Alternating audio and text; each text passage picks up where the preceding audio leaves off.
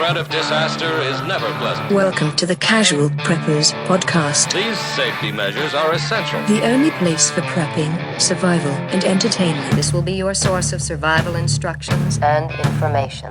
Every member of the family must be coached in the business of survival. Here are your hosts, Cam and Kobe. Let's do a little experiment. Yeah, I got an experiment for you. See what people think of this episode.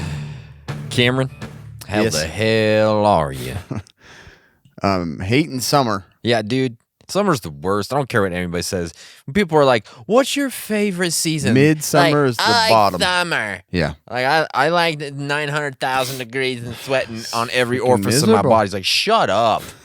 I hate you. I hate heat, man. I hate Dude, it. I just... And it's like, it's not even fun for kids. They don't even No. want to be outside. No. They want to be inside, Yeah. and you have to fight them off devices. You get off the Yeah. TV, go do something. It's 250 degrees outside. I know, you I don't care. Go out there. Like, you don't even want to go near a window. It's so damn hot. And you're like, go under the car. I don't care. Yeah, go play under the cars in Go the find neighborhood. something away from the sun. I don't care. But it's just, Yeah, dude. And then you're just miserable. Yeah, I don't know how people live in like Arizona. No. And like I don't like get it. we'd mentioned, there's no worse place on the earth if like the power grid went down. No, I would just be like, done. that's why nobody lived there before. I know. Air there was conditioning. nothing. There were like And 9 that's people why there. You're not supposed to live there. Yeah, you're just not. It's basically the gates. I of got hell. thirsty talking about the heat. I just started chugging water. I just started drinking. Oh man! So today we've got an interesting little episode for you. Yeah. Right, Cameron? yeah. What are we There's, man, humans humans love to do things on humans. They do. They love to just see what happens. So Let's just see what happens. we figured, Yeah. why don't we talk about some of the weirdest, craziest research experiments that have Yeah. been done? Because Science- why not?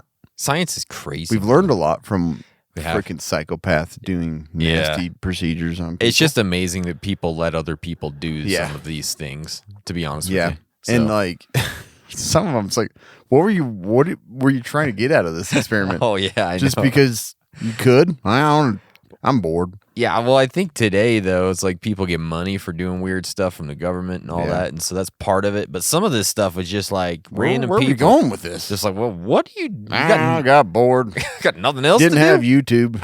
Yeah, Decided to make some weird things happen. yeah. So we got a whole bunch to talk about today, so we're pretty excited. Yeah. Before we talk about those things, let's talk about how prepping can be pretty overwhelming. Yeah, can. Lots of things to go over, lots of things to learn. Yep. Self-reliant medical care is no exception to Yeah, that. sure. It's super hard. Like, there's a lot of things to learn there. You can make it super easy on yourself and just get the Prepper's Medical Handbook. Yeah. By noted medicine and wilderness expert and survivalist William W. Forgy. Yeah. He knows his stuff. He's been out there. He's been out off the grid. He's learned how to take care of himself, and he's an MD. And he can teach you through this book. You just read it. It's great. But I like the book because it has all the like basic medical stuff and then the more advanced stuff. Yeah. And it teaches you how to do it. Teaches you how to put your pack together, what medicines are useful. It's like all the medical stuff you need really Yeah. in one book. It's awesome. Like, Dude. it's one of the best ones that I've had as a medical provider. So, Yeah. seriously, you should get it. It's the Prepper's Medical Handbook. You can get it at preppersmedicalhandbook.com or you go to Amazon and get it. And you'll be super happy you Beautiful. did, and you'll be able to take care of your whole world, That's awesome. civilization. Get it, Population. boys and girls. All right, so number one, this first, oh my gosh, this is a crazy little experiment. Just the name of it. Elephants on acid. All right. Of all the animals, Yeah. let's Let's test figure it it out. on the biggest freaking animal So on planet what Earth. happens if you give an elephant LSD? Well, on Friday, August 3rd, 1962, a group of Oklahoma City researchers decided to find out. Warren Thomas, director of the city zoo, fired a cartridge syringe containing 297 milligrams of LSD into Tusco the elephant's rump.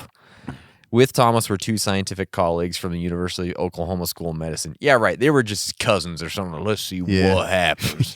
You know what I mean? We made a bunch. We don't know what to do with it. Yeah. Like, Let's just get rid of it. if anybody asks, you guys are researchers from Oklahoma School of Medicine. Take these lab coats. Yeah. Come with me. If anybody asks questions, just say you won't understand. It's scientific. All right. So 297 milligrams. It's a freaking buttload of LSD. Seriously, it's 3,000 times the level of a typical human dose. 3,000 They just times. overshot by a couple thousand. 3,000 times. I mean, obviously you have to give them more because an elephant is gigantic, but 3,000 times. In fact, it remains the largest dose of LSD that we know of ever given to a living creature. What the crap? Right here. The researchers figured that if they're going to give an elephant LSD, they better not give him too little, since they know that elephants are highly resistant to many drugs.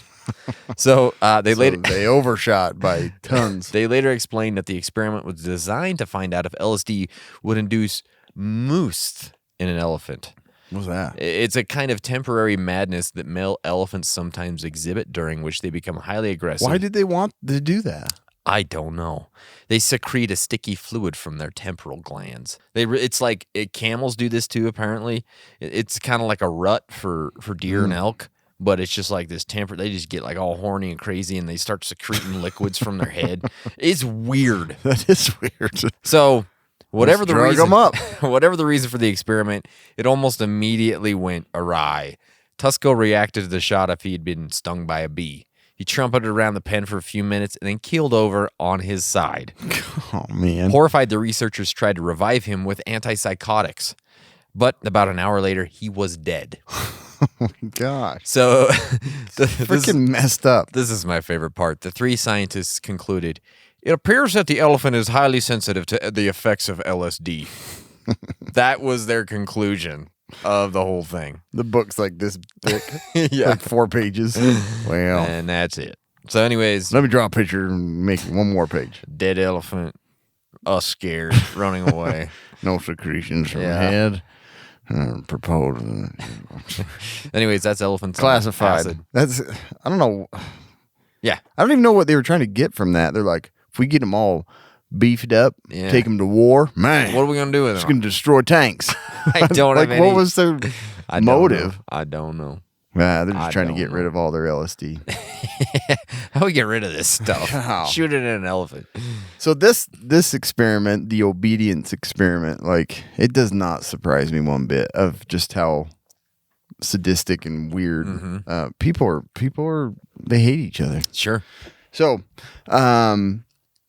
just imagine, for example, that you're part of an experiment, and that experiment is for you to kill another person. Do you think you would do it? I Do you don't think think you so. would? It would lead you up to doing it if it was done the right way.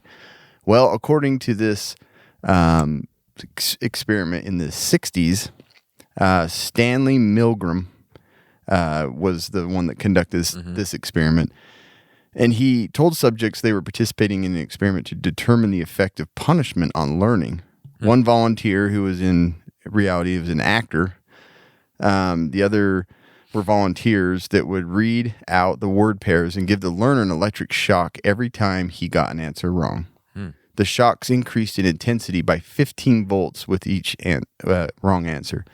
So what I understand from this is, like, he wasn't actually getting all the voltage, but they just kept cranking it up. So what was happening is the learner would eventually got some wrong answers and then some more, and the shocks just kept going up in volts. 120, 150.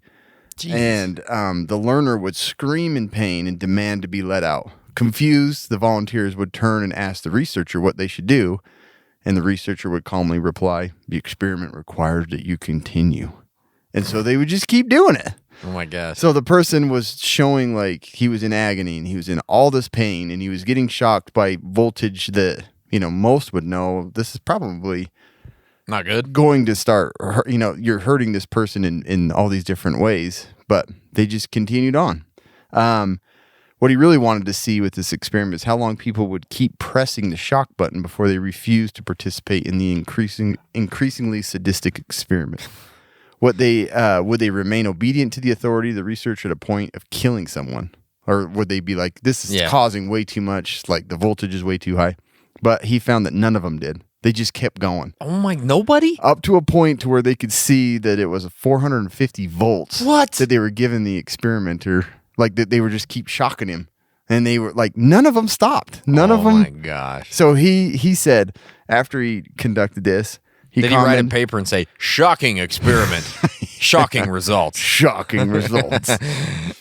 That's what I would have done. Yeah, that would have been a good one. Yeah. He said, I would say it on the basis of having observed 1,000 people in the experiment and having my own intuition shaped and informed by these experiments that if a system of death camps were set up in the United States of the sort we had seen in Nazi Germany, one would be able to find sufficient personnel for those camps in any medium-sized American town. Oh my God. He knew that they would just like, if they were told to do it, they would just do it. Just do it. They were just that demented. That's creepy, man. Super creepy. Ugh. So it was like 100% of them. Not one of them was like, I can't do this. It's causing too much pain. Like, I'm going to stop. They were just like, It was like the Ghostbusters experiment.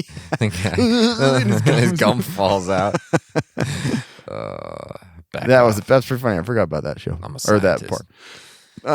But yeah, that was what he proved is like people wouldn't stop. If it was according to an experiment, they would just keep doing it. So Well, it's all for science. yeah. Yeah. If he dies, hey, that's this guy's experiment, not mine. Yes. I'm just getting paid $5 to do this. It don't matter. I don't want to be that part. Yeah. I'll do this part. Oh, But it's man. kind of like the one, didn't we talk about, or is it in this one? The experiment with the soldier, or you might have it in here, the prison experiment. I actually think we've talked about that before, thought but we I think had. I took it out of here because Okay. we had talked about it So there was an before. experiment where they took college students and put some in jail and some of them as guards, and the guards like turned like psychotic. Like they were just like, they didn't care. They turned in like, they didn't want the experiment to stop. They were like dictators, They were man. like loving it. Yeah. And so it shows that humans that have authority and power over other people become pretty messed up. Yeah, man. It's That's crazy. pretty creepy. Well, how about Demikov's two-headed dogs? Because Demikov, I got a dog. He's got two heads. In 1954, Vladimir Demikov shocked the world by unveiling a surgically created monstrosity, a two-headed dog. My gosh, it's people. creepy. He created the Say creature. hello to my two-headed dog. How many heads does your dog have? Oh, one. I've seen that before. This America. The Russian dog have two heads. Russian dog have two heads. Might have three soon if they let me keep going. Who knows? Pretty mean. Pretty mean. Bite you twice, idiot. It take both legs, rip apart. He created the creature in a lab on the outskirts of Moscow by grafting the head, shoulders, and front legs of a puppy onto the neck of a mature German shepherd. Seriously, I don't get this. Demikov paraded the dog before reporters from around the world. Journalists gasped as both heads simultaneously lapped at milk bowls and then cringed as the milk from the puppy's head dribbled out the Oh my unconnected gosh. stump of the esophageal tube. Seriously, what is wrong with people? Oh my gosh. The Soviet Union proudly boasted that the dog was proof of their nation's medical preeminence. Pretty soon we have soldier with two head, huh? Yeah, what do you think? Vladimir did good, huh? High five for you. High five for you. Would you like to breed my dog with your dog? Huh? See what happens? Maybe. Win dog show this year. Number one dog in world. Not just Russia. In whole world, number one dog. You get treated and you get treated. Twice the bark, twice the bite. This dog is beautiful. Oh, it's very good. Very good Next dog. experiment. Next experiment. Bring me the fishies, huh? See what happened there? Over the course of the next 15 years, Demikov created a total of 20 of his two-headed dogs. None of them lived very long as they inevitably succumbed to problems like, "That's of fine, tissue. go I ahead." don't even know how you start this. Like, what do you do? I don't know. All right, we're going to cut this dog in half. Let's see if it lives long enough till we get it grafted onto this dog. Yeah. Like, how do you do it? I don't know. And yeah, wasn't it dying because of like rejected tissue? Yeah, the rejected It's like- tissue was the problem. Very good. Highly advanced medical. One of them lived for a month. Wow. So that's pretty dang good, Poor right? animal. That's not bad. But here, listen to this, though. Demikov explained that the dogs were part of a continuing series of experiments in surgical techniques with his ultimate goal of being to learn how to perform a heart and lung transplant. So he was, trying to figure it out, like, if we took it from somebody else and put it on this guy. So I guess the creepiness had some... Yeah, it still doesn't make any sense. You Yeah. think you would use a heart from a dog and put it in another dog, Yeah. Another Let's surgeon... start with head. Let's start with head, shoulders, I can see legs. it looks at me, then we know it's working. I can't see inside the dog if the heart is I can't see beating. kidney working. I have to see face. Spleen, I don't know if it works or not, but the dog will bark or he will eat. Huh? If he's drinking milk, it's working. Maybe that's what he was doing. I yeah. have to see dog bark. Yeah, bark, dog, bark. Also, he can see it. Look, come here, puppy, see it. He sees too. 2 heads and can see. Oh, man. Anyways, that's the 2-headed dog. That's Demikov. pretty freaking awesome. Demikov. Demidog. So this one, when we've talked about experiments before of like homosexualism, we need to cure it. We got to figure out a way to fix it. Yeah. And that's what this 1954 experiment was done, is to try and initiate heterosexualism in a homosexual male. Oh. James, Good luck. James Olds and Peter Milner. I think with most of these experiments, the one thing that I've realized is scientists are sexually deprived. And Yeah. most of the time, it's just like anything to do with sex Yeah. and like breeding and stuff. I'm going to watch it for a minute, see what happens. Doesn't it seem that way? It's like There's a lot so of that many weird of stuff. them. It's Yeah, like, I agree. what are you doing on this experiment? Nothing. I watch people have sex. I'm learning. I'm writing notes. I'm learning. You can read my report afterwards. Get out of here. Get out of You're here. ruining my experiment. Now I got to start over. All right, hold up. Quit your section. I gotta get these people. You out two here. wash up, come back in 10 minutes. Start it over.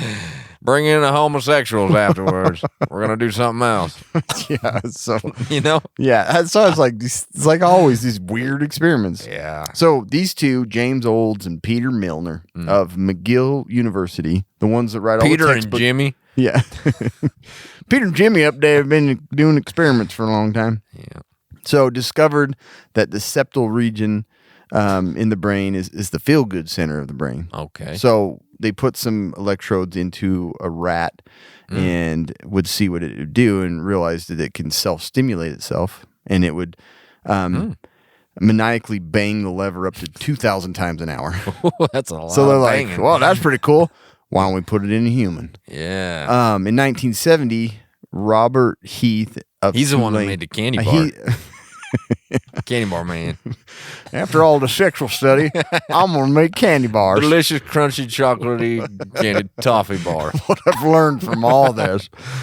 Yeah, I guess the other two I shouldn't have badmouthed. They just did it with a rat. Yeah, that's not too This bad. guy, candy bar maker from Tulane University, dreamed up far more novel application of Olds and Milner's discovery to do it on a human. He referred to his homosexual subject as patient B19 because he wanted to see if he could transform a homosexual into a heterosexual. Sure. He inserted Teflon insulated electrodes into the septal region of B19's brain and then gave B19 carefully controlled amounts of stimulation. I don't know. What is that? I hit one and then I back it off. And then I go to one Does and a that half. feel good? I'm going to go real slow. I'm gonna eat this candy bar while I watch you. And how's that feel? Have you seen that 2-headed dog? This feels good, don't it? How about 3? That's right. Chocolatey. Carefully controlled. Interesting. Interesting. I got to get no candy bar. Write this down. Soon the young man was reporting increasing stirrings of sexual motivation. Oh, hell yeah, he was. You want a candy bar or do you want something else? Yeah. Heath then rigged up the device to allow B19 to self-stimulate himself. Wow. It was like letting a chocoholic loose in a candy shop. Well, that was Interesting. Yeah. He's bars all day. B19 quickly became obsessed with the pleasure button. Yeah. In one 3-hour session, he pressed it 1,500 times until, as Heath noted, he was experiencing an almost overwhelming euphoria and elation and had to be disconnected. No more pleasure You're button, done. boy. B19, you're finished. Done. Get out of here. Should have never gave you this power. By this stage of the experiment, B19's libido was so jacked up that Heath decided to proceed with the final stage. Oh. It's time to bring in a female. And let's see what he'll do, because he's a homosexual. Yeah. With permission from the state attorney general. What? Yeah.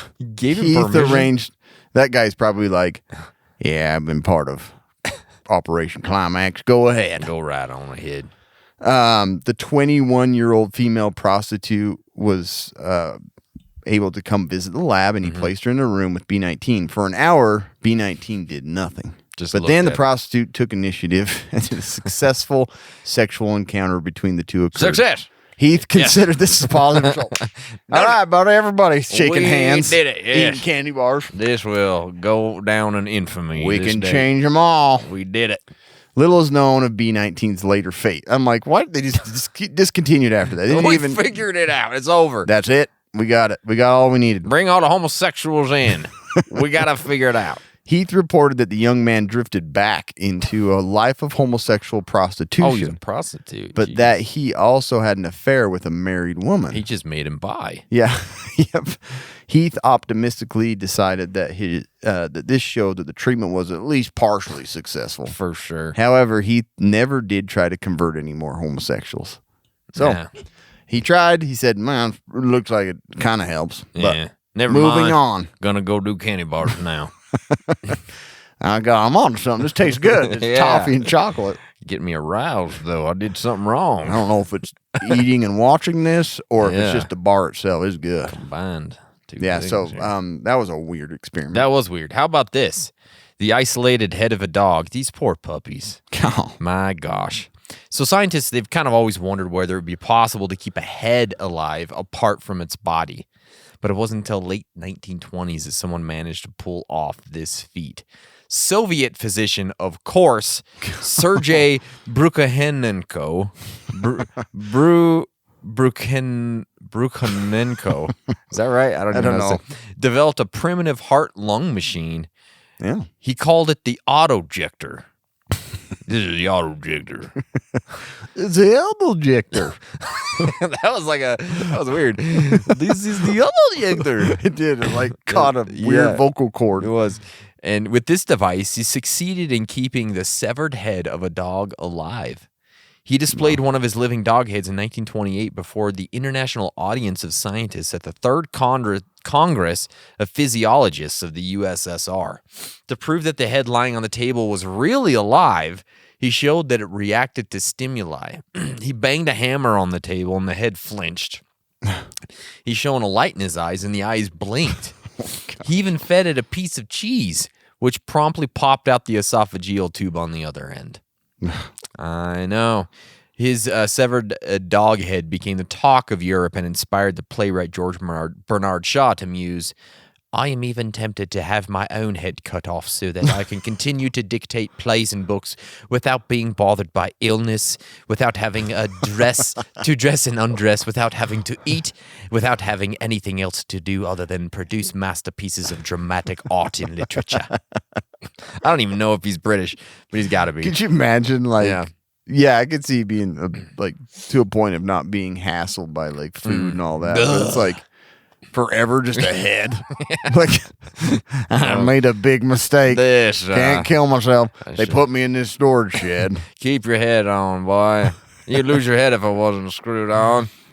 I guess the nutrition just stays in your head. You I don't have to know. eat or anything. Yeah, I don't get it.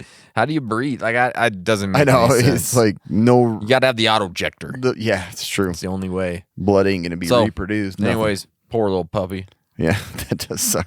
Yeah.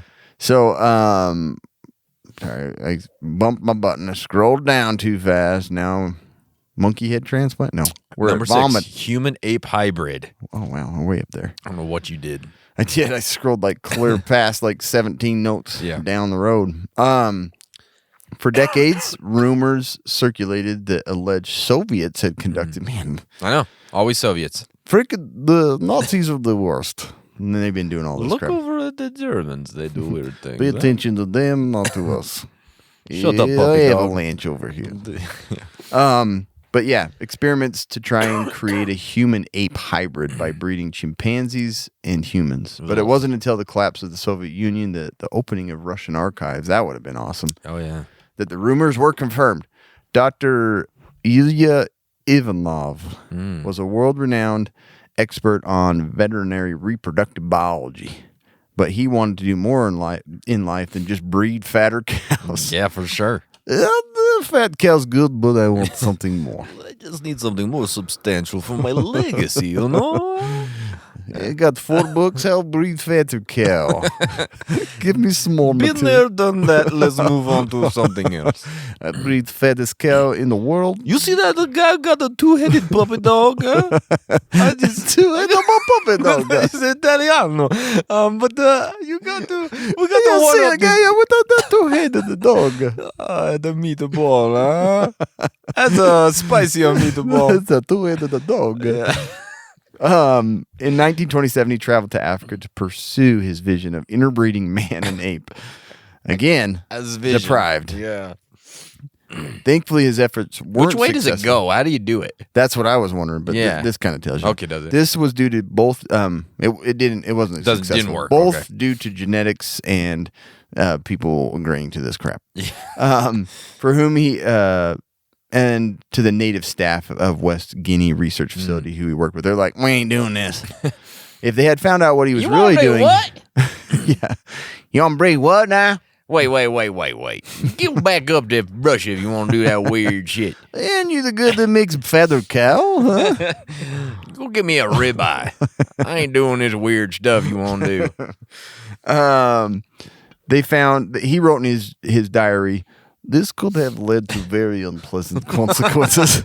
Now that I think about it, maybe it's better. The necessity of carrying out his work in secrecy made it almost impossible to do anything, although he did record 2 unsuccessful attempts to artificially inseminate female chimps with human sperm. Good So he's trying to grow a baby in a chimp. Yeah. Frustrated, Ivanov eventually returned to the Soviet Union. He brought an orangutan with him named Tarzan. Of course. Back, hoping to continue his research in a more accepting environment. Back home, he advertised for female volunteers willing to carry Tarzan's child. And remarkably, he got a few takers. They're like, we'll do it. I do. Okay. Oh, chimpanzee, huh? Oh, Do I need to have sex with chimpanzee? No. Cowman want me to breed with a monkey? That sounds crazy. That's the one thing I never done. Put finger down if you've done this. I've never done it. Take it. Sounds like a man. I'll take it. I'll take it. I'll take that monkey and I am do my female best. prostitute. But then Tarzan died, and Ivanov was suspected of harboring counter revolutionary sentiments and was sent off to prison camp Oh, for a couple great. years. This ended his research. Of course. There are vague rumors suggesting that other Soviet scientists continued Ivanov's work, Yeah. but nothing has been proven. Interesting. So they got some ape people over there. I guarantee there's still Some some sitting around somewhere. What's Siberia. experiment? There's like kids that are just like swinging on What bars. experiment we talk about? Kids with tails swinging up and things. Yeah, we don't do that here. Hey, monkey boy, come down from tree. Huh? You got to do your homework. I just picture the kid on Jumanji. I know. Yeah. What? A little snack? This guy is weird. Old Carney Landis in That's a 1924. weird name. I know. Hello, I'm Carney Landis. I'm Connie Landis. I'm a graduate student from the psychology of the University of Minnesota. So he wanted to experiment to study whether emotions evoke characteristic facial expressions. So, Oh, that's, yeah. for instance, I hadn't read this experiment. I saw the title. is there one expression everyone uses to convey shock or, or disgust? Is it the same one? So he got a bunch of people. He brought them into his lab, painted lines on their face, a whole bunch of lines to see, so he could really see the movement of their muscles, So then he exposed them to a variety of stimuli designed to provoke a strong psychological reaction. So as he reacted, he snapped pictures of their faces. He made them smell ammonia, look at pornographic pictures, and reached their hand into like a bucket of slimy frogs. Made them do a whole bunch of stuff. How you like that?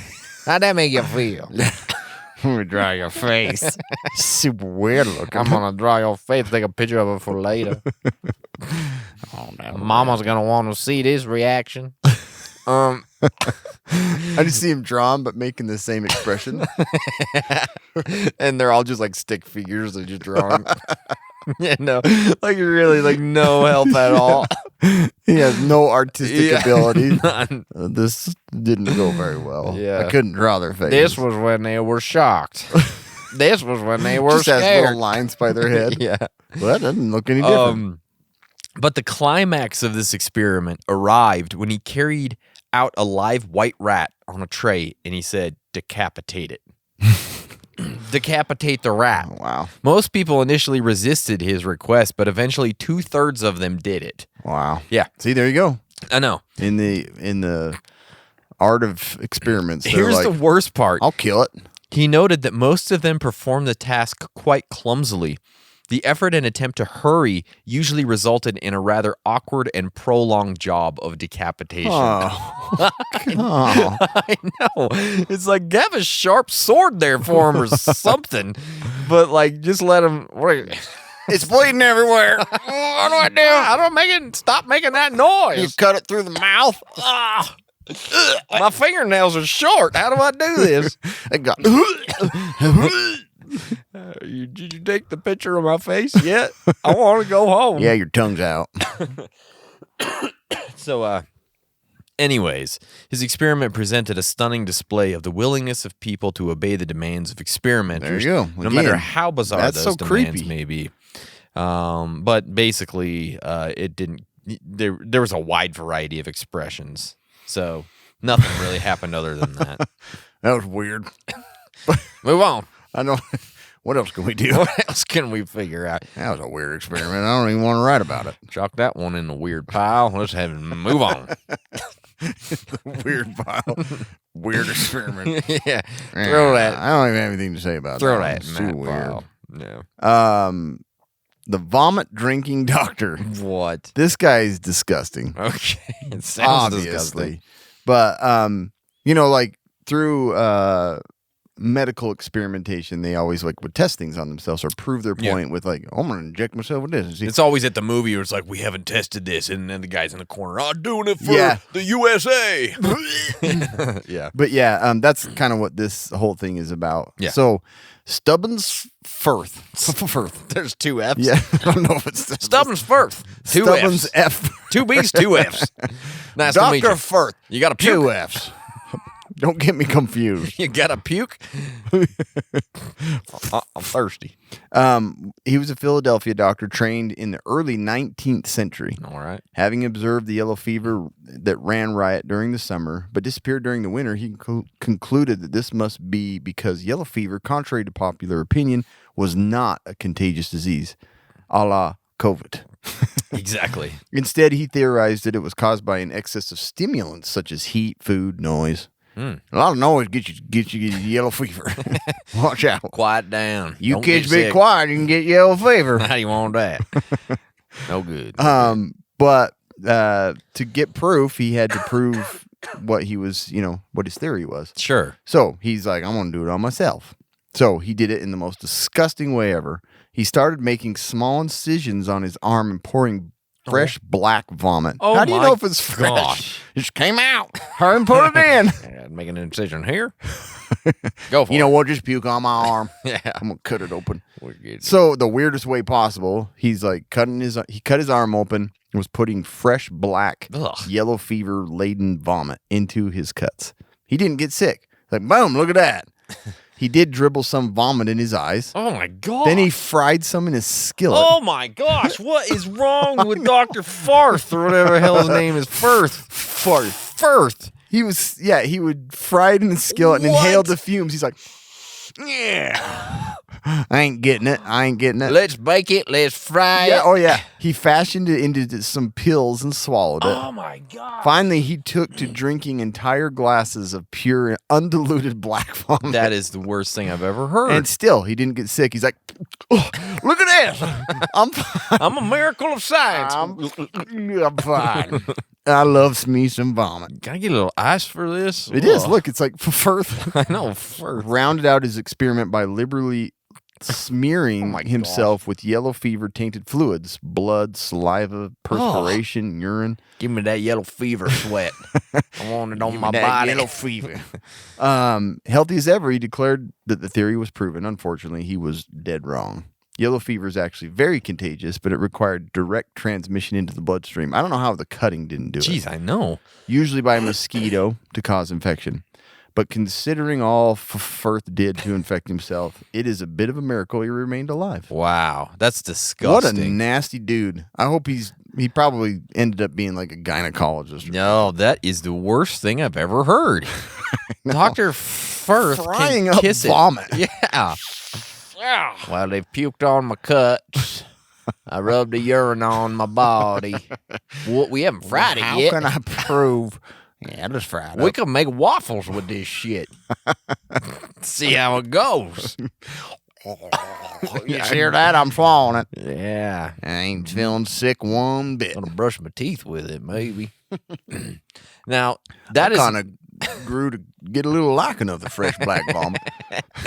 I like to put some on my oatmeal for breakfast. Little molasses, little black vomit. It's one of the best pancakes you have. So that's going to taste disgusting, but you know what's not going to taste disgusting? Yeah, this is a good one. Nutrient survival, you It's guys. not black vomit. No, they 100% do not use black vomit in any of their food because you know what? It's top shelf, delicious, special ops grade nutrition designed to the nutritional standards of the U.S. military, but intended for people like us. Made with real ingredients, made in America to keep Americans healthy, strong, and alert. Perfect for today, ready for anything ahead. From hearty, delicious entrees and nutrient-dense snacks to immunity-boosting drinks and strength-building shakes, each with 40 essential nutrients available in handy singles, daily use pantry packs, durable cans, 3 to 90-day survival kits, keeping your world safe and your body in peak condition. This isn't your cheap, empty-calorie, bland food storage. This stuff has nutritional value. And it tastes great. They're on-the-go packs. They're perfect for bug-out bags, perfect for EDC bags, emergency kits, perfect for camping. You just add water. It's ready in minutes, and it has a surprisingly awesome taste. Go to nutrientsurvival.com. Use our code CASUALPREPPERS.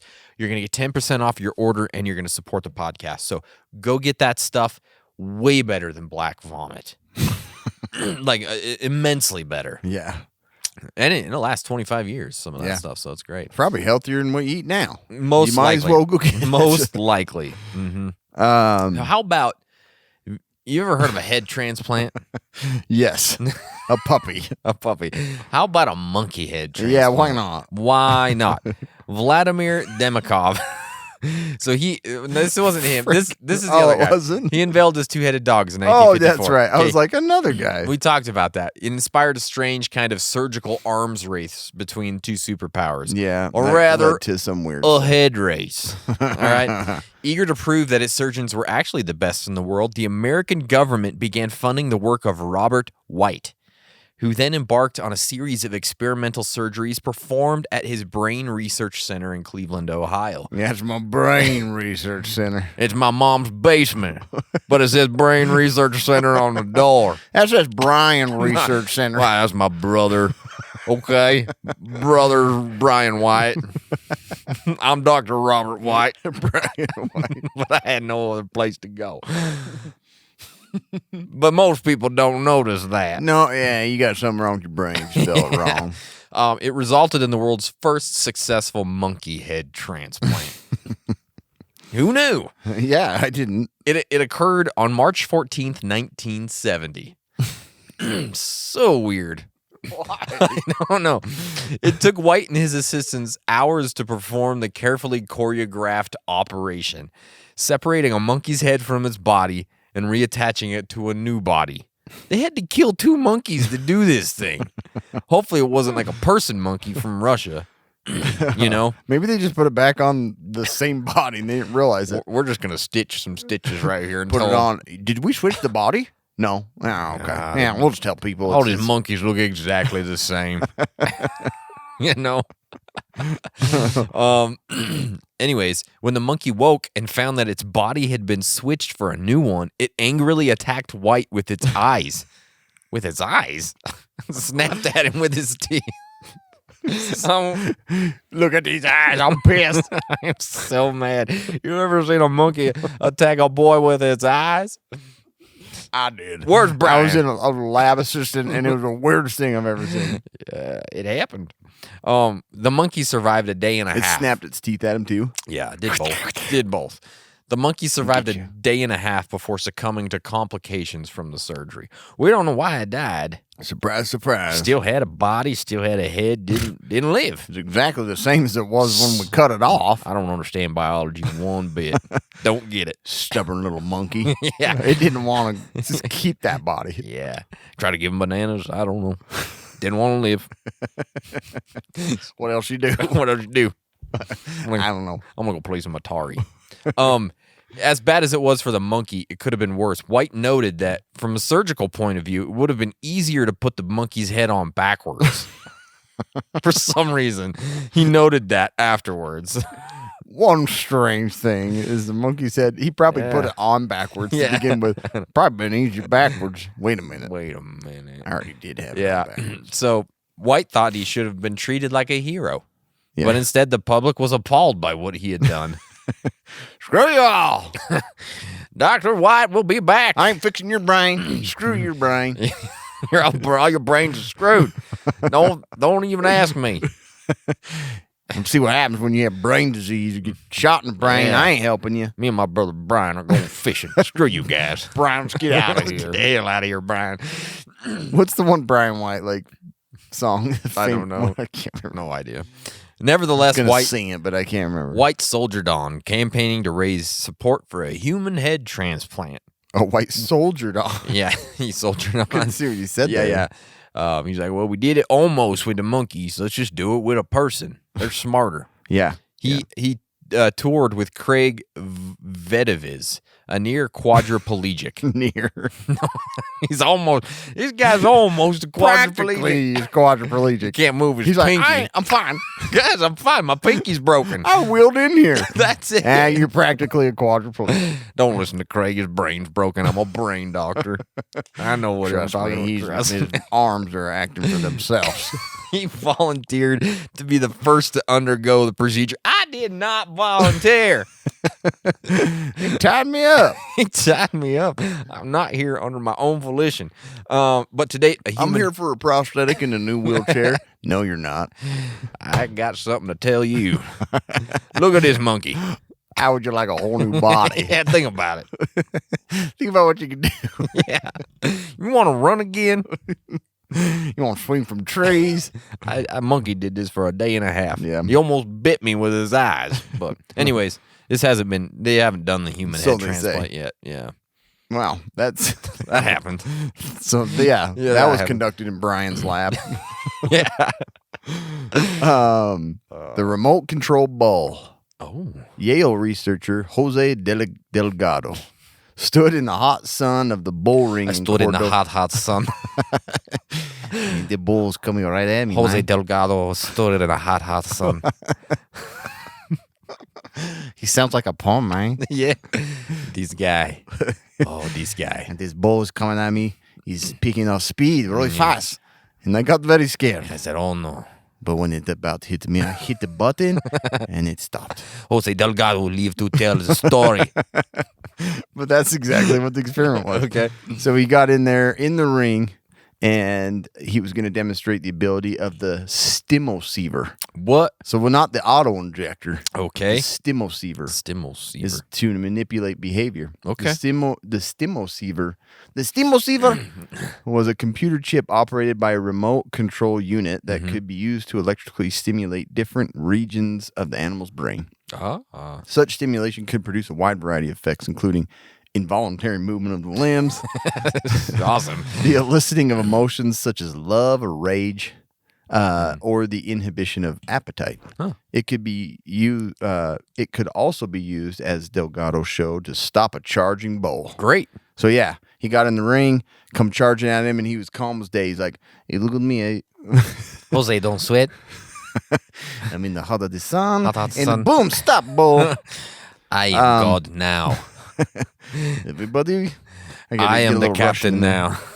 His experiments sound so much like science fiction, but many people were surprised to learn that it occurred in 1963. Wow. During the 70s and 80s, research into electrical stimulation of the brain, ESB, not in what's-his-butt's Brian lab, Yeah. languished, stigmatized by the perception that it represented an effort to control people's minds through thoughts. Oh, yeah. But more recently, ESB research has once again been flourishing, with reports of researchers creating remote-control rats, pigeons, and sharks.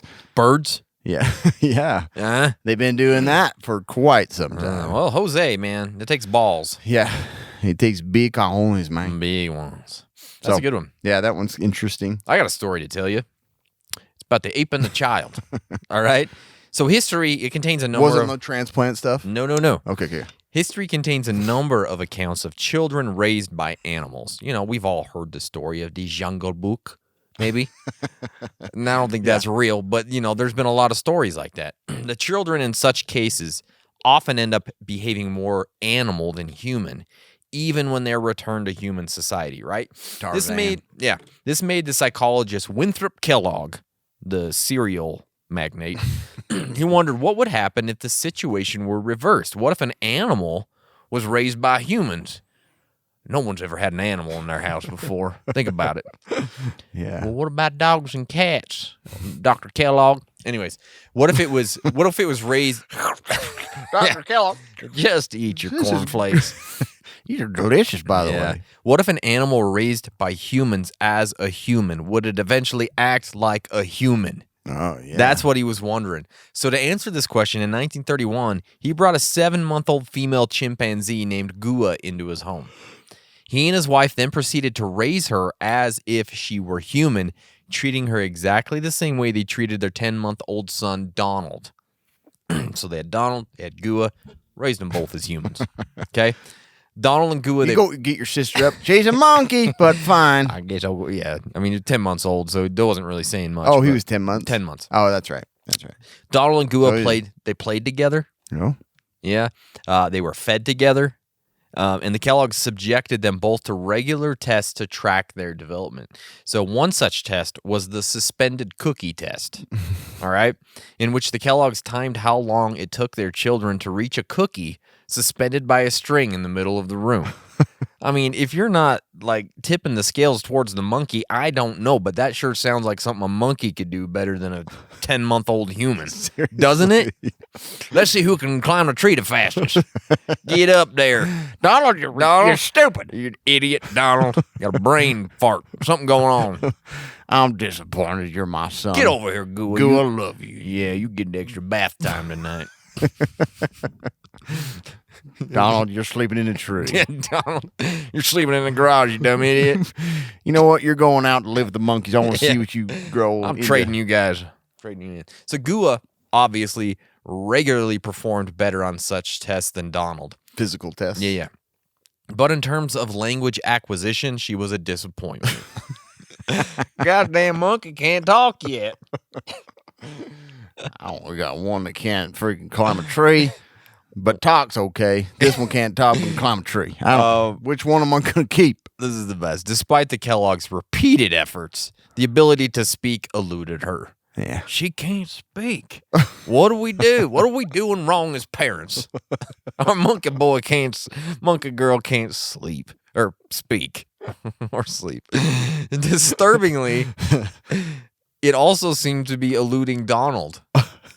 9 months into the experiment, his language skills weren't much better than Gua's. How are they talking to him? I don't know. When he one day indicated he was hungry by imitating Gua's food bark.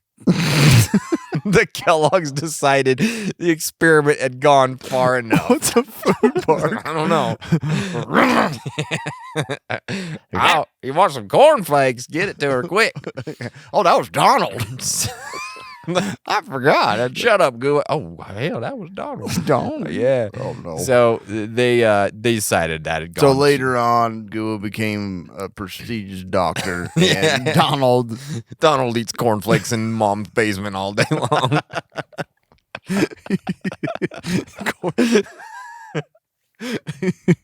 he's a weird one. He just grunts all day. We bring cornflakes down. He's fine. That's just Donald. He wants more cornflakes. Oh. Anyways, so on March 20th, 1932, they shipped Gua back to the primate center. Oh, they did. They're like, you can't talk, get out. She died a year and a half later of a fever. I don't know why that was like I don't know. important. Yeah, but anyways, it happened. She died of a fever. So that's the ape and the child story. That one's a good one. Yeah. That one.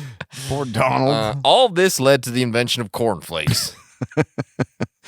Enough grunting goes on, you Yeah. get some cornflakes. Oh, gosh. Okay. Yeah. Well, let's talk about my fingernails taste terribly. Did you read any of this one? This one's my favorite one. Okay. So in the summer of 1942, Professor Lawrence LeSean LeSean. LeSean stood in the darkness of a cabin in upstate New York. I don't know why this one makes me laugh because it's the creepiest thing ever. Okay. So he stood in the darkness of a cabin in upstate New York camp where a row of young boys lay sleeping. Whoa, this is the starting of a bad story, He ain't it? spoke aloud, repeating a single phrase over and over. My fingernails taste terrible, bitter. My fingernails taste terribly bitter. Oh my gosh. LeSean wasn't mad. He was conducting a sleep learning experiment. All the boys have been diagnosed with chronic nail biters. Is that still a diagnosis today? I don't know. I know what the problem is. I'm sorry to tell you, your son's a chronic nail biter. All right, why don't you take a seat? Now we're sitting down for this. Little Billy is a chronic nail biter. The worst part is this is how we're gonna treat it. Yeah. LeSean wanted to find out if nocturnal exposure to a negative suggestion about nail biting would cure them of their bad habit. That makes kind of sense, I guess. So LeSean initially used a phonograph to play the message over and over. Okay. My fingernails taste terribly bitter. My fingernails gosh. taste terribly bitter. This is like what's the book that they did this? The Huxley book. I can't remember what it was. Is but that they- about like sleep? Well, no, I mean it's like a futuristic book that was written like in the early 1900s. Oh, really? And like when the kids go to bed, they play this stuff. Oh, I don't over remember and that. Over. Yeah, Aldous Huxley. I can't remember. the book, If it faithfully repeated the phrase 300 times the phonograph at the Jeez. night as boys slept. But 5 nights into the experiment, the phonograph broke. 5 weeks. I'm sure kid broke it. 5 weeks into the experiment. 5 weeks. Yeah. LeSean improvised by standing in the darkness and gosh. speaking the message himself all night long. My fingernails taste terribly bitter. My fingernails taste terribly bitter. Terribly bitter. The whole time he's biting his fingernails. At the end of the summer, LeSean examined the boys' nails and concluded that 40% summer. of them had kicked the habit. Ah. 40%. Wow. The sleep learning effect seemed to be real. However, other researchers, this is a part, later disputed this conclusion. In 1956, experiment at Santa Monica College, William Emmons and Charles Simmons used an electroencephalograph to make sure subjects were fully asleep before they played them. So they were just like, oh, shit. Like, he's just standing over there in the dark. My fingernails taste terribly bitter. My fingernails. And they're like, I can't sleep. LeSean doesn't So they determined under these conditions, Wow. the sleep learning effect disappeared because they weren't fully asleep. They were terrified. They were, yeah. They were like, I ain't biting these for the rest of my life. Hell no. This is weird. I'm sure going to sleep, they're like, If I have to come back to this summer camp one more time, I'm going to kill myself. see you boys later. Yeah. Remember, LaShawn out. remember, my fingernails taste terribly better. Oh, that is creepy. I know. That's I was about as like, creepy as it comes. that one made me laugh because I'm like, that guy was dedicated to some weird stuff. The experiment must go on. How about the electrification of human corpses? That sounds fun. Yeah. 1780, the Italian anatomy professor Luigi Galvani discovered that a spark of electricity could cause the limbs of a dead frog to twitch. Ah, He's like, ooh, this is interesting. I don't know what that was. Soon, men of science throughout...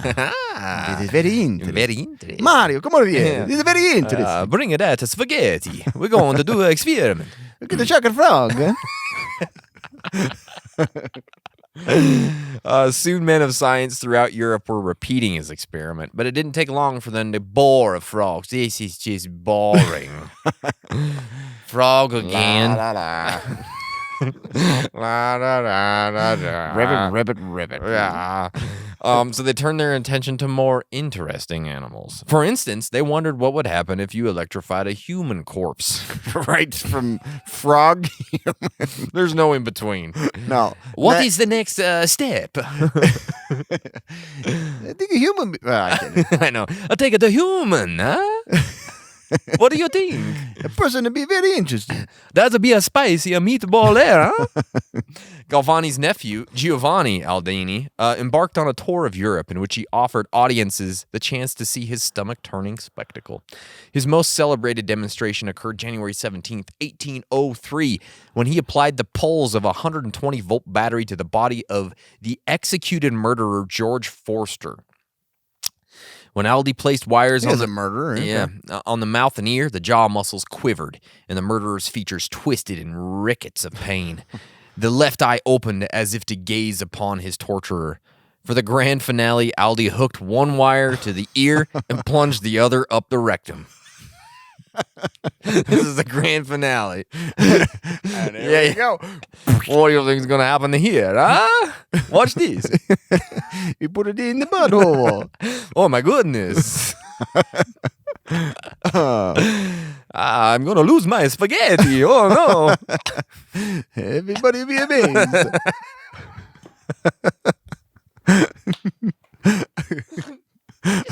Watch it.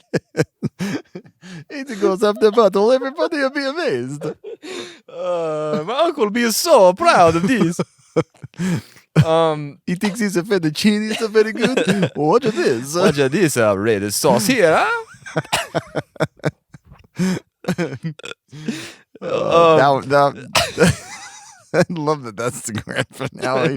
And Force now what you want to do with it for? In the butthole. He just yanks the pants down. The audience gasps. And now it's in the butthole. The corpse broke into a hideous dance. Watch the murderer dance, huh? That's creepy, man. They were the London Times wrote, it appeared to the uninformed part of the bystanders as if the wretched man was on the eve of being restored to life. Yeah, that's creepy. That's what they were scared of. Other researchers tried electrifying corpses with the hopes of restoring them to life, but what if they had an accordion like up his butt? So anyways, they actually think that a lot of this is where Mary Shelley got the idea for Frankenstein. That makes a lot of sense. In 1816. So creepy. Ugh. So this one, seeing through cat's eyes. Okay. Kind of cool. Yeah. Not super weird, but kind of weird. 1999 researchers. Oh. So that was like a Not long time long ago, ago. which is kind of weird. Yeah. Researchers led to Dr. Yang Dan. You mean Dan Yank? Nope. Yang Dan. Yang Dan, Yeah. an assistant professor of neurobiology at the University of California, Berkeley, anesthetized the cat with sodium pentothal, Okay. chemically paralyzed it with norcuron, I've never heard of any of these, and secured it tightly in a surgical frame. They then glued metal posts to the whites of the eyes. What? Forced it to look at a screen, and it showed scene after scene of swaying trees and turtleneck turtleneck wearing man. That is creepy. That is a really creepy, like, let's find some weird stuff. It wasn't a form of Clockwork Orange style aversion therapy for cats. Instead, it was an attempt to tap into the creature's brain and see directly into its eyes. Oh, through its eyes. Yeah. That makes sense. The researchers had inserted fiber electrodes into the vision processing center of the cat's brain, and the electrodes measured the electrical activity of the brain cells and transmitted this information to a nearby computer, which decoded the information and transformed it into a visual image. All right. That's kind of weird, though. It is weird, yeah. To be able to, it's like, what's that movie that came out? It was like visualizing the things they were thinking. You know, it was like, yeah. You know, Had Spider-Man in it. yeah, Tom Holland was in it. Yeah. But I always thought that'd be creepy. It's like, Oh, yeah. man, you're just like in McDonald's. And Please like don't some let of the stuff. somebody see what I'm thinking. Yeah.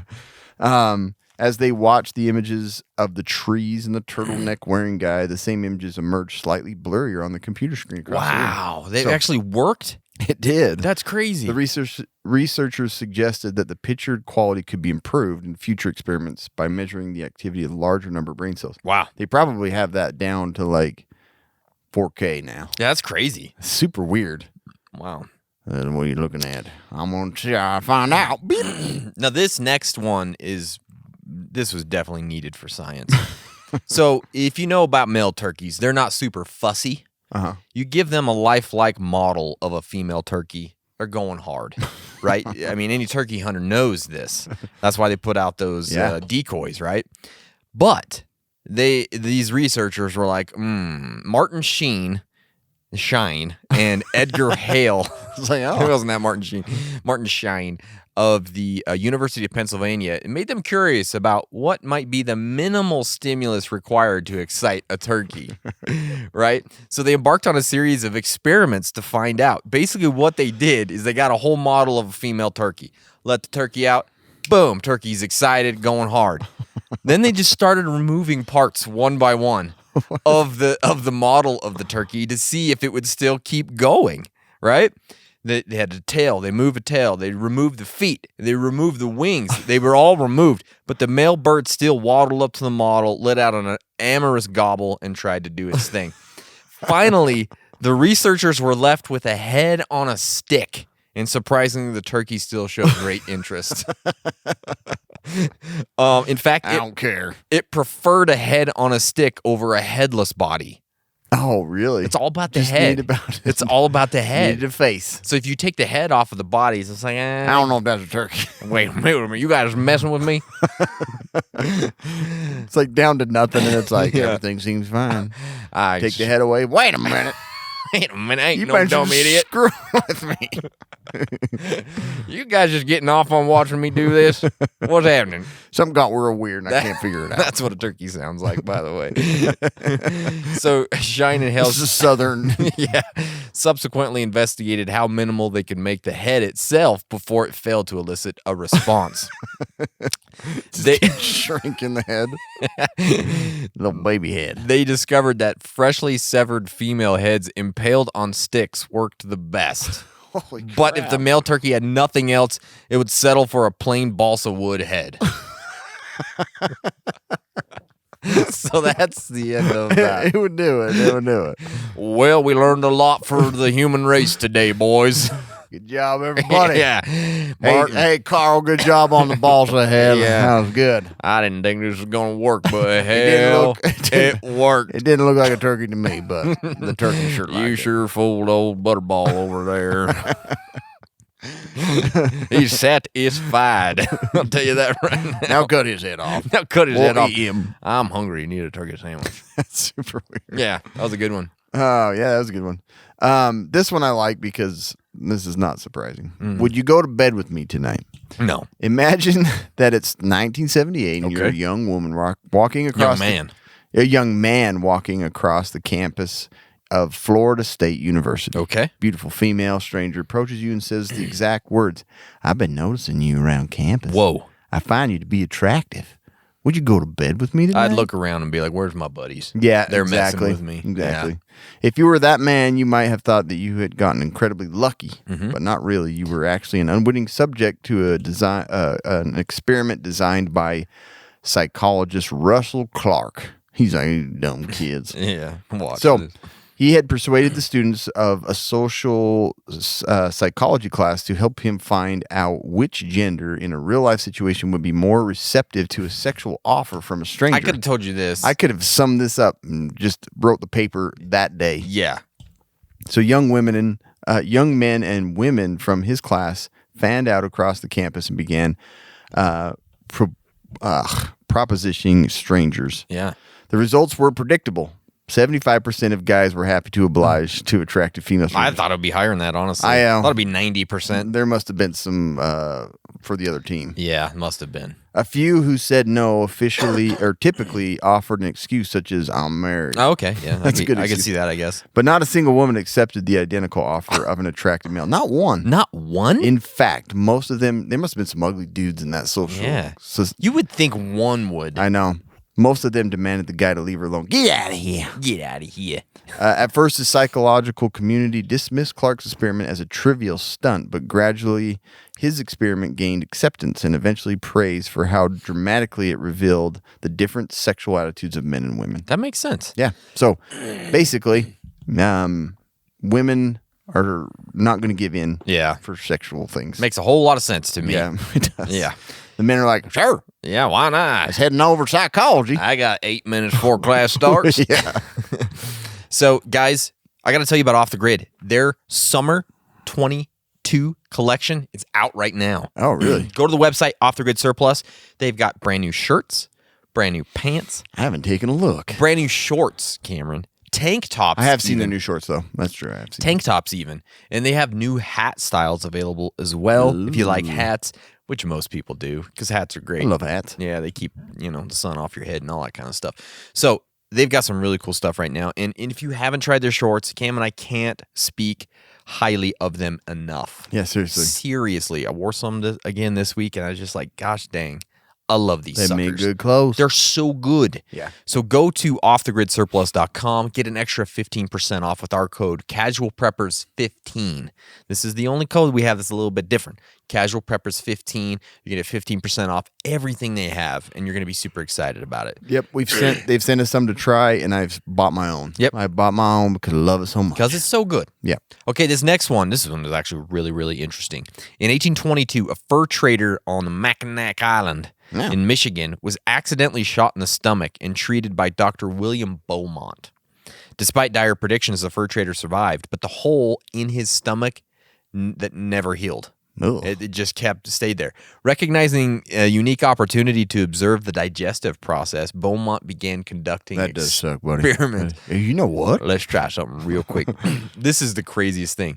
He would tie food to a string and insert it through the hole into the stomach. Oh, wow. Then every few hours, he would remove the food and observe how much had been digested, and then he'd put it back in. A couple hours later, he'd pull it out. This might seem really weird, but What actually, year was this? 1822. So there wasn't really anesthesia. No. Ugh. Yeah. But That the feels hole was weird. just there, and he would just. I don't think it hurt I think that with much. cows they do that. I mean, Yeah. So it sounds gruesome, but it actually led to worldwide acceptance that digestion was chemical and not mechanical. Wow. They thought that, something was going on in there. little guys in there, Yeah. hammering away at. But it's actually chemicals, and that's like one of the That's first pretty things. crazy. That's crazy, huh? I Thank thought that goodness was. for the gunshot. I thought that wound. was actually what kinda happened cool. to that guy. I wonder if he died. I don't know. Put something in he shouldn't have. Yeah. We'll see what his shoe does. Yeah. Man, didn't do nothing. Yeah. Well, Piece of study coal in shows. Study shows coal does not break down very well. Yeah. Not great for the stomach. People die. The end. The effect of radiation on testicles. How did Ouch. we learn about that? I don't know. Well, between 1963 and 73, dozens of Washington and Oregon prison inmates were used as test subjects in an experiment designed to test the effects of radiation on testicles. What? Bribed with cash and the suggestion of parole. That is the The worst. suggestion of parole. 130 inmates willingly agreed to participate in the experiment conducted by the University of Washington on behalf of the U.S. government. Of course. Yep. In most cases, subjects were zapped with 400 rads. God, I'm surprised their nuts didn't fall off right there. Jeez. Yeah. In the equivalent amount of 2,400 chest X-rays. Good gracious. In 10-minute intervals. However, it was much later than that the inmates learned the experiments were far more dangerous than they had been told. In 2000, the former participants settled a $2.4 million class action settlement from the university. This should be more than $2.4 million. That's nothing, man. Yeah, sure. Here you go. Sorry about your nuts. Gosh. That's crazy. And your That's cancer, nuts, man. and your prostate cancer, and all your other problems. Yeah, that's nuts. Yeah, that's literally nuts. How about 1956 and 1957? The United States Army conducted a number of biological warfare experiments in the cities of Savannah, Georgia, and Avon Park, Florida. This freaking blows my mind. Listen to this. In one such experiment, millions of infected mosquitoes were released into the two cities. I think I remember hearing about this. In order to see if the insects could spread yellow fever and dengue fever. Dude, not surprisingly, hundreds of researchers contracted illnesses that included fevers, respiratory problems, stillbirths, encephalitis, and typhoid. In order to photograph the results of their experiments, Army researchers pretended to be public health workers. Several people died as a result of the research. That is makes ridiculous. you feel so confident in the United States government. That just pisses No me wonder off. people are like, Yeah. I'm not getting that. Freaking nuts, dude. Why won't people go through with getting vaccines and stuff? It's like, you guys don't know. ruined your history. Like, Yeah. It's anyway. your own fault. This one I think is pretty funny. Yeah. The Three Christs of Ypsilanti. I don't know how to say that. I think so, yeah. In 1959, there were 3 patients with schizophrenia who became quite famous. Each of them believed he was God. Classic. A book about them is titled The Three Christs of Ypsilanti. Milton Rokeach, author of the book, was a social psychologist. He put the 3 men in contact with each other in an effort to determine whether one or more would abandon his delusions of divinity as a result of being in contact with the others. All right, you 3 are God. Figure it out. You guys are now roommates. Who's more godly?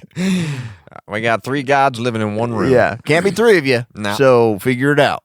Little change in their beliefs were recorded, although one showed temporary improvement. Yeah, maybe I'm not God. Well, these 2 guys, man. You guys seem way better. Yeah. Like you're a little bit more holy. You're smarter. Yeah. You know what? I'm not. I really don't even have any powers to speak of. I don't know. The 3 men stayed in residence at the hospital for the remainder of their lives. That's crazy, dude. Yeah. That's a nutty. That's pretty funny, though. They're Yeah. like, oh, you think you're God? Oh, you think you're God? You know what? Get together. Figure out who's God. Y'all gonna have some lunch. Let's see what happens. I would like to conduct that experiment. So Stockholm University conducted a study that proves chickens don't like ugly people. And we needed to know this. That's such an awesome study. Dr. Stefano Gerlanda of Stockholm University's experiment rests on the understanding that when a chicken pecks a photograph of a person, they do so because they find that said person attractive. Oh, they like to peck it if it's, I won't peck you, you're attractive. Yeah, peck you, baby. Chickens seem to be largely heterosexual, as determined by step 1 of the process. Individual chickens were first shown a picture of a human male and one of a human female. The hens usually peck the men, That's so crazy. while the cocks peck the women. Right? That's awesome. That is awesome. When the chickens were presented with 7 different images of people, the same images college students were given to rate 0 to 10 in terms of attractiveness. Roughly 98% of the time, the chickens pecked the most attractive person in accordance with the students' ratings. That's crazy. It makes no sense. Doesn't make any sense. So, if you're That's ugly, crazy. you got to be good looking to be a good chicken Don't herder. buy some chickens if Yeah. you're an ugly person. Yep. That's pretty crazy, though, huh? Yeah. Why are you taking my picture? No reason. No reason at You're all. rated a 3. Here's your picture back. No pecks in it. No pecs. Get out of here. Robert E. Cornish brought dogs back to life in the 30s using seesaw technology. That's a way to do it. Yep. Well, take these dead dogs over to the playground and see what happens. Bob, what are you doing? Nothing. Trying to get some dogs alive. Make sure that puppy don't fall off. Just trying to bring him back to life. Oh, man. Robert E. Cornish of the University of California, Berkeley. Man, what are they doing there? I don't know. Who wished LSD to master mostly. death. He's like, I got a master in death, Mom. I got a master's in death and a What you studying? Death. minor in life. He unsuccessfully attempted this with humans, so he tried it with dogs. How did he do it with humans? I don't know. Either killed the person or he went and hurried and dug them up. He actually did see success there. On 2 occasions, he managed to bring dogs back to life that had just been killed by nitrogen gas suffocation. Okay. After the dogs were dead, Cornish fixed the dog to the seesaw and began lifting them up and down to circulate blood flow while injecting them with anticoagulants and epinephrine. Wow. The dogs returned to life and went on living. Whew. After his dog success, Cornish wanted to try the method on a human once again, a death row inmate named Thomas McMonagle. Oh. Thomas McMonagle. Thomas At McMonagle. your service. Why don't you use my body? Thomas McMonagle will do it for science. Get me on that seesaw. What were you on here for? Armed robbery. Armed robbery. Oh, crap. That's all? Okay. Kill him. Offered his body for experimentation post execution, but the state of California wouldn't allow it. Fearing the murderer would just be immune to further prosecution if he returned to life via the double jeopardy clause. Makes sense, though. Yeah. I was like, That wow. makes total sense. Smart. Yeah. Sure. Yep, I'll do it. Bring me back to life. Yeah, I'll volunteer. I'm a new person. McMonagle's back. Yes. I'm out. Give me a lawyer No right more now. Double jeopardy. Bum, bum, bum, bum. McMonagle's on the loose. Oh, man. That's cool, though. That is cool. He was like pretty, Yeah. the California was like, no, Nah, I gotta this guy's going to want to. This one might be the dumbest one I've ever heard. The University of Minnesota determined swimming in a syrup is no more difficult than swimming in water. Edward Kussler, who oversaw Michael Hopkins' 2004 experiment at the University of Minnesota, admitted that the bizarreness of the idea is a reason it received funding. 16 people of varying swimming skills swam in a regular pool and in a pool of guar syrup, which I had is to look that up. It's just I don't even know what it is. I think it's like kind of like xanthan gum. Oh, okay.